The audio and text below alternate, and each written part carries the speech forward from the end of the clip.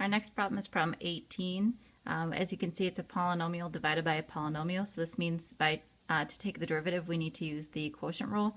So I'm going to use my poop rule again. It's kind of gross, but most people remember this formula the best. Just to remind you, the formula for quotient rule is p times the derivative of o minus o times the derivative of p all over p squared.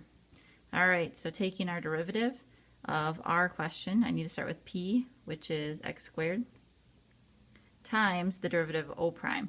Now looking ahead, when I take this derivative, I know the negative 1 is going to cancel out. Its derivative is just 0, but I'll still have two terms left, so I need to use parentheses. First derivative would be 2x plus the second part is 5. Following my formula, use subtraction. O, which is that whole numerator, need to use parentheses there, times the derivative of p, which is 2x, all over p squared. Okay, now you do need to simplify to make your answer look as nice as possible.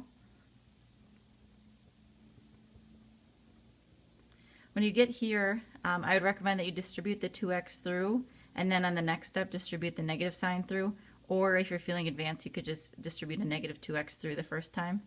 But I find that most people when they start out make mistakes when they try to do too much at once.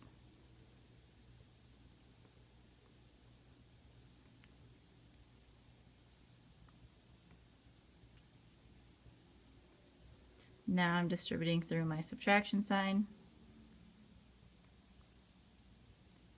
And I'll start by simplifying the terms in my numerator. My 2x cubes cancel out. Then I have 15x squared minus 10x squared, which is a negative 5x squared plus 2x over x to the fourth. Now that's an acceptable final answer, but I want to walk you through how the book has their answer written. Remember that if you're dividing by a monomial, you can divide each term separately by that monomial. So it looks like this. And then for your final answer, you just want to simplify your x values, or your x's. Go ahead and cancel anything out that cancels. And there's your final answer for your derivative.